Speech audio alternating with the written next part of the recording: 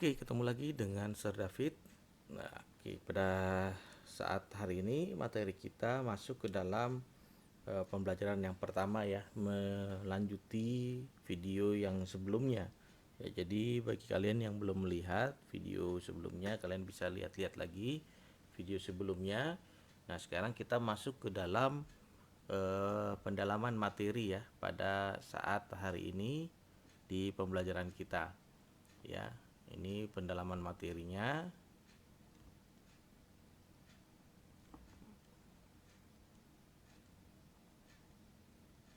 Oke, pendalaman materinya itu di mana gereja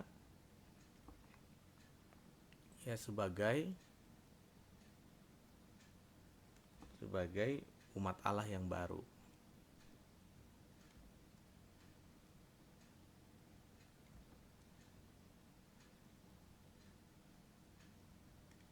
Ya. Nah, di pendalaman materi gereja sebagai umat Allah yang baru, ayat pokoknya jangan sampai kita lupa ya. Oke, ini ayat pokoknya di dalam pembahasan ini di dalam Kisah Para Rasul ya. Kisah Para Rasul 2 ayat 1 sampai 47, lalu ada di dalam 1 Petrus 1 Petrus 1 Petrus 2 1 Petrus 2 ayat 9 sampai yang ke-10. Dan yang ketiga itu ada di dalam Yeremia 31 ayat 31 sampai 34. Nah, di pokok ya, di dalam ayat pokok ini ya kalian sudah melihat di video sebelumnya pembahasannya, dan kita masuk ke dalam pendalaman materinya mengenai sebenarnya intinya ya dalam kehidupan kita ya. Sering kali ada pertanyaan dalam hidup kita, gereja itu seperti apa sih? Ya, gereja itu siapa atau apa? Ya, gereja itu siapa atau apa? Gedungnya, ya, gedung atau orangnya. Nah, menurut kalian gereja itu gedung atau orang? Ya, mungkin dalam kehidupan kita sebagai orang percaya, ya, ini merupakan bangunannya, ya.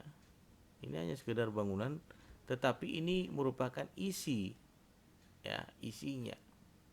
Nah, jadi dalam kehidupan kita sebagai orang percaya, gereja itu siapa dan apa? Ya, nanti kita akan lihat masuk ke dalam penjelasan yang lebih dalam lagi dari materi gereja sebagai umat Allah yang baru. Nah, di sini ada satu kisah di dalam Kisah Para Rasul 2 ayat 1 sampai 4, di mana kisah yang pertama itu ya, ini merupakan hari Pentakosta ya, hari Pentakosta. Pentakosta. Apa itu hari pencurahan? Hari pencurahan Roh Kudus. Ya. Dimana kalau kita baca ya, murid-murid pada waktu itu ya mereka sedang berdoa ya, berdoa di loteng Yerusalem. Mereka berkumpul di sana dan tiba-tiba mereka semua dipenuhi dengan Roh Kudus ya, yang dimana Roh Kudus itu ada gambaran sebagai lidah api yang berkobar-kobar ya. Bahkan di dalam kehidupan kita sebagai orang percaya ya, kita yang memahami bahwa pengertian Roh Kudus itu adalah Allah sendiri dalam kehidupan orang percaya, ya akan menjadi penolong yang benar, penolong yang sesungguhnya di dalam kehidupan orang percaya, bahwa Roh Kudus itu ya sangat penting ya, sangat-sangat penting dalam kehidupan orang percaya ya, karena Roh Kuduslah yang mampu membimbing kita, yang menginsafkan kita, bahkan yang menjadi penolong yang sesungguhnya dalam kehidupan kita sebagai orang percaya di akhir zaman sekarang ini. Ya, kalau kita melihat bukan hanya pada waktu itu murid-muridnya saja yang menerima Roh Kudus, bahkan sampai sekarang pun ya banyak orang-orang percaya menanti-nantikan pencurahan Roh Kudus dalam kehidupannya mereka pribadi lepas pribadi. Walaupun pada di dalam kisah 2 ini ayat 1 sampai 47, murid-murid ya pada waktu itu mereka berkumpul di sebuah loteng Yerusalem itu, ya mereka mengalami satu lawatan Tuhan yang sangat luar biasa. Jadi kita juga menginginkan hal seperti itu, karena ini juga sama seperti yang digambarkan oleh Nabi Yoel. Ya kalau kita baca di dalam Yoel pasal yang kedua, di sana itu merupakan nubuatan, ya. Ini merupakan nubuatan Nabi Yoel, ya. Ya, penubuatan Nabi Yoel ya tentang anak-anak muda akan penuh dengan kuasa Roh Kudus. Oke. Nah, dari apa yang kita saksikan, apa yang kita baca di dalam kisah 2 ayat 1 sampai 47, ya ini merupakan satu gambaran bukti bahwa Allah ya memberikan seorang penolong yang lain dalam kehidupan kita. Bahkan kejadian 2000 tahun yang lalu juga menjadi bukti bahwa Yesus yang disalibkan dan rela ya mati untuk kita, bahkan dia bangkit dan naik ke surga. Sesungguhnya bahwa Allah itu sangat berkuasa. Jadi apa yang harus kita lakukan sebagai orang percaya, ya mungkin itu menjadi satu pertanyaan-pertanyaan dalam hidup kita, sehingga ini juga yang menjadi jawaban Petrus di dalam 1 Petrus 2 ayat 9 sampai yang ke-10. Di mana dalam 1 Petrus 2 ayat 9 sampai yang ke-10 merupakan satu jawaban apa yang harus kita lakukan sebagai orang percaya, sebagai gereja ya menjadi umat Allah yang baru. Dikatakan kita digambarkan ya ada satu pertobatan, ya pertobatan. Ya gereja itu seperti apa dan apa ya pada hari Pentakosta ada pencurahan Roh Kudus. Ya karena ini sudah dinubuatkan oleh Nabi Yoel. Nah, lalu gereja yang sesungguhnya bukan hanya sekedar bangunan, tapi isi orang yang ada di dalamnya itu ya harus mengalami yang namanya satu pertobatan. Di mana pertobatan di dalam 1 Petrus 2 ayat 9 sampai 10 itu sangat jelas kebenaran firman Tuhan ya bahwa kita ini adalah umat kepunyaan Allah, milik Allah sendiri, imamat yang rajani, di mana dikatakan bahwa bertobatlah ya dan hendaklah kamu masing-masing memberi dirimu dibaptis dalam nama Yesus Kristus untuk pengampunan dosamu, maka kamu akan menerima kuasa karunia Roh Kudus. Ya, jadi Allah menginginkan di dalam kehidupan kita sebagai orang percaya, di dalam kisah 2 ayat 38 ya itu sudah sangat jelas bahwa Allah menginginkan adanya gereja mengalami satu pertobatan supaya ya ini ya Kisah Para Rasul 2 ayat 38. Ya gereja harus mengalami satu pertobatan kalau kita mau disebut sebagai gereja, sebagai umat Allah yang baru. Ya jadi hari ini banyak yang akan kita pelajari dari kisah-kisah awal bagaimana gereja sebelum diutus murid-murid pada waktu itu, pada waktu pencurahan Roh Kudus, mereka menjalankan amanat agung yang Tuhan berikan dalam kehidupan mereka. Mereka harus dipenuhkan dulu dengan kuasa Roh Kudus. Ya karena Roh Kuduslah yang menjadi penolong dalam kehidupan kita. Nah, lalu yang ke berikutnya ya makna gereja sesungguhnya. Ya, makna gereja. Nah, jadi gereja ya dalam bahasa aslinya ya ini bahasa Portugis.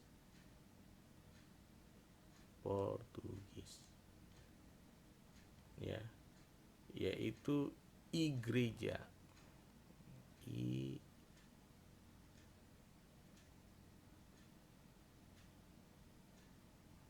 Igreja.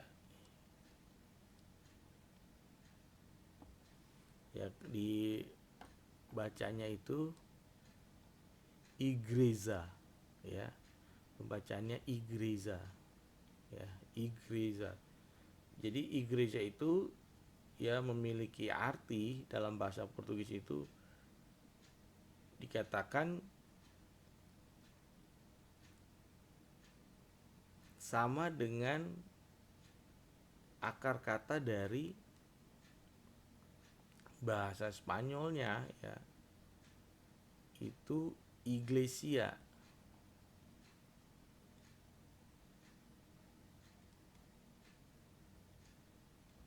Spanyolnya itu iglesia.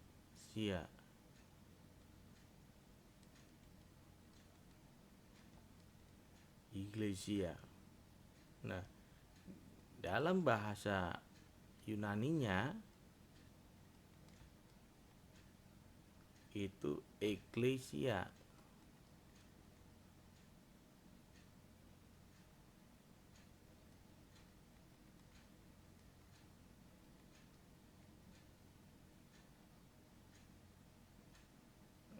Yang berarti keluar dan memanggil.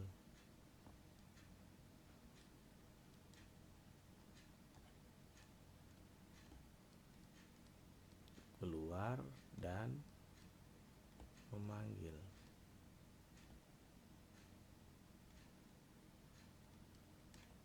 Ya, keluar dan memanggil. Jadi bisa dikatakan dalam kehidupan kita sebagai orang percaya, ya, jadi gereja itu ya merupakan gambaran daripada orang-orang percaya di mana kita dipanggil, ya, bahkan kita keluar yang dari gelap menuju terang yang ajaib, ya, karena anggota-anggota gereja adalah orang-orang yang dipanggil keluar dari lingkungan, dari sanak saudara, dari kaum kerabatnya, untuk masuk ke dalam sebuah komunitas yang bernama gereja. Ya, jadi kalau bahasa asli eklesia itu adalah artinya keluar dan Allah memanggil. Jadi dari terang, dari gelap kita menuju terang yang ajaib. Itu makna dari gereja. Nah, kalau lihat dari Yeremia ya 31, ya, dari Yeremia 31 ayat 31 sampai 33 dikatakan demikian firman Tuhan, sesungguhnya akan datang waktunya, demikian firman Tuhan, aku akan mengadakan perjanjian baru dengan kaum Israel dan kaum Yehuda, bukan seperti perjanjian yang telah kuadakan dengan nenek moyang mereka. Aku akan menaruh Tauratku dalam batin mereka dan menuliskannya dalam hati mereka, maka aku akan menjadi Allah mereka dan mereka akan menjadi umatku. Nah, di sini katakan makna gereja itu mereka dipanggil, ya, keluar. Mereka keluar, ya, karena ada panggilan Allah, ya, supaya mereka datang kepada Allah menjadi umat kepunyaan Allah. Ya, seperti materi kita pada saat ini, ya, Nabi Yeremia juga menubuatkan dalam kehidupan kita sebagai orang percaya, ya, menjadi satu gereja sebagai umat Allah yang baru. Ya, jadi ini yang kita pelajari. Nah, lalu di selanjutnya, ya, di poin selanjutnya, di poin selanjutnya ada pergumulan-pergumulan gereja.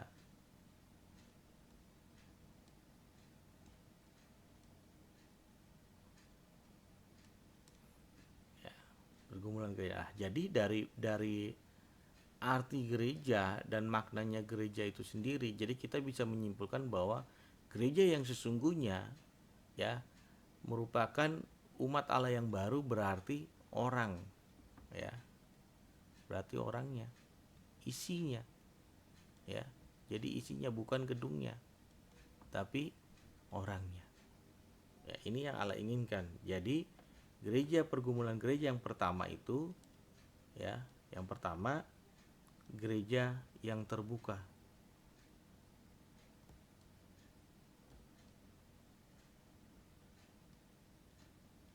Gereja yang terbuka.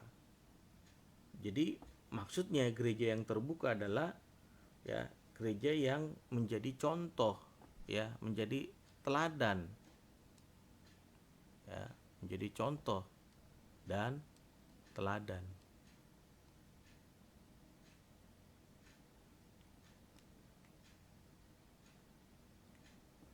Teladan. Jadi contoh dan teladan seperti Rasul Paulus katakan, ya, kita ini merupakan suratan yang terbuka, ya. Jadi yang siap dibaca oleh semua orang. Nah, lalu yang kedua, ya, yang kedua, ya, pemahaman tentang ajaran yang benar.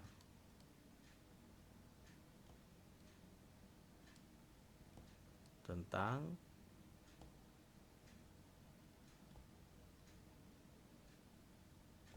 ajaran yang benar.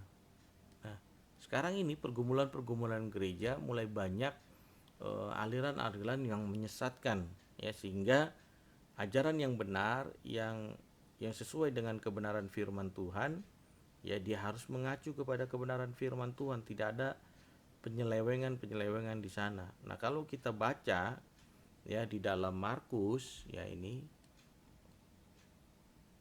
di dalam Markus 16 ayat 17 sampai 18, ya. Markus 16 ayat 17-18 dikatakan kebenaran firman Tuhan, tanda-tanda ini akan menyertai orang-orang percaya, mereka akan mengusir setan-setan demi namaku, mereka akan berbicara, ya, mereka akan berbicara dalam bahasa-bahasa yang baru bagi mereka, mereka akan memegang ular, dan sekalipun mereka minum racun maut, mereka tidak akan mendapat celaka. Mereka akan meletakkan tangannya atas orang sakit dan orang itu akan sembuh. Nah, di sini merupakan satu ada pemahaman-pemahaman tentang ajaran yang benar bahwa gereja itu akan mengalami, ya, banyak akan ada perpecahan, ya, sehingga sebagai orang percaya harus disertai dengan mujizat-mujizat Tuhan. Nah, banyak orang juga yang menyalahartikan tentang mujizat-mujizat Tuhan ini, ya, sehingga seolah-olah, ya, itu seperti praktek-praktek hal-hal yang tidak benar. Jadi seperti, ya, penumpangan orang sakit itu banyak juga yang salah di dalam hal pengajaran tentang hal tersebut.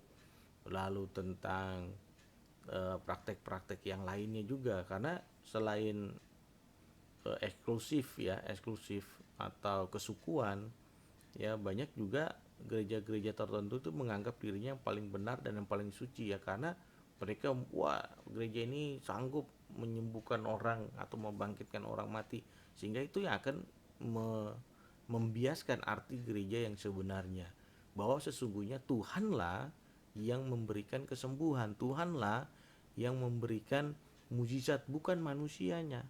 Nah, ini yang paling bahaya, pemahaman tentang ajaran yang tidak benar itu, ya, sehingga gereja akan menjadi eksklusif bahwa gerejanya adalah gereja yang paling benar, yang paling suci, karena mereka sesuai dengan Markus 16 ini mampu, ya, menyembuhkan orang sakit dan berbagai macam segalanya, sehingga mereka, ya, pemahaman mereka tentang ajaran yang benar itu salah, ya, sehingga mereka menyimpang. Tetapi yang Tuhan inginkan di sini kita mesti paham, ya, bahwa sesungguhnya Tuhanlah yang memberikan mujizat itu dan kesembuhan itu dalam kehidupan kita sebagai orang percaya, ya. Yang ketiga, ya, pergumulan gereja itu, ya, gereja yang gagal menjadi teladan.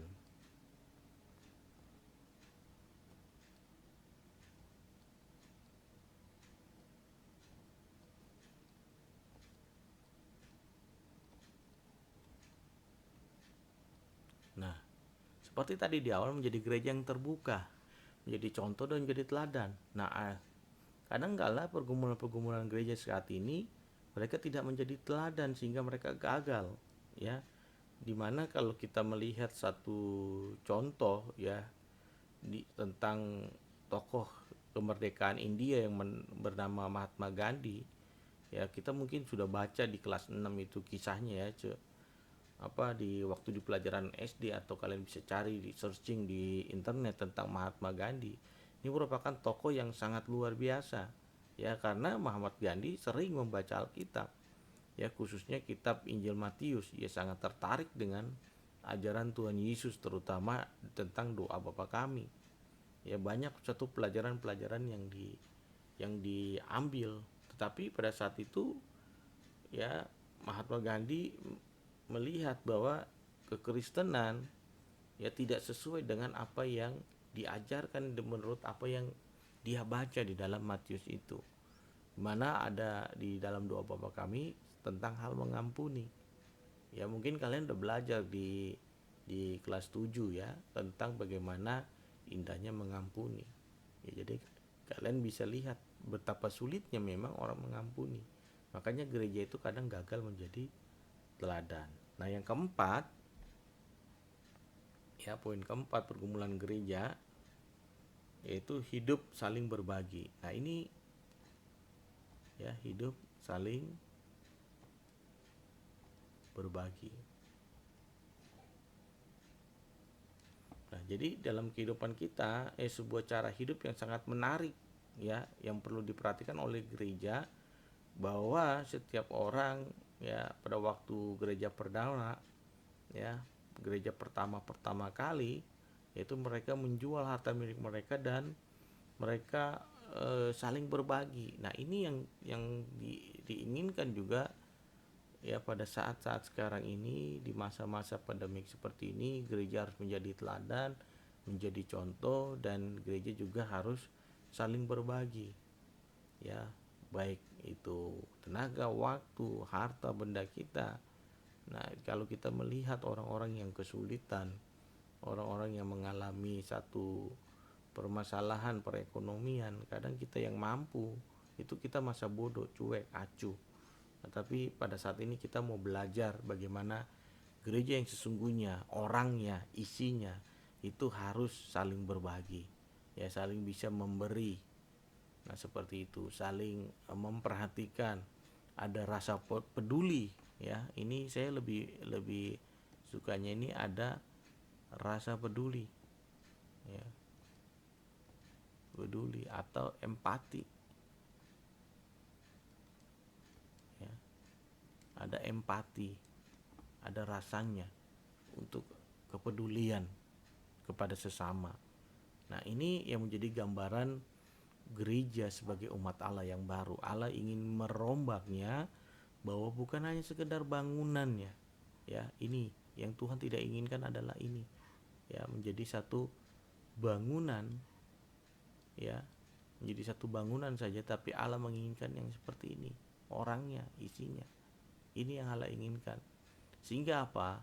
Roh Kudus, ya, tercurah itu untuk manusia-manusia, untuk orang, bukan untuk gedungnya, tapi isi dari orangnya, seperti nubuatan Yoel ini, ya, ada nubuatan Yoel, ya, sehingga akan ada pertobatan, ya, ini manusianya,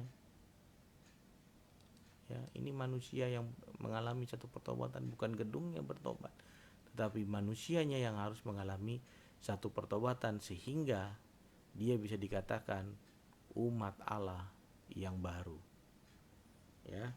Jadi pergumulan-pergumulan gereja, ya, tentang empat hal ini, ya, ini yang harus menjadi pergumulan gereja saat hari ini, ya, ini. Nah, oke, seperti itu aja pembahasan pendalaman materi kita pada pembelajaran yang pertama.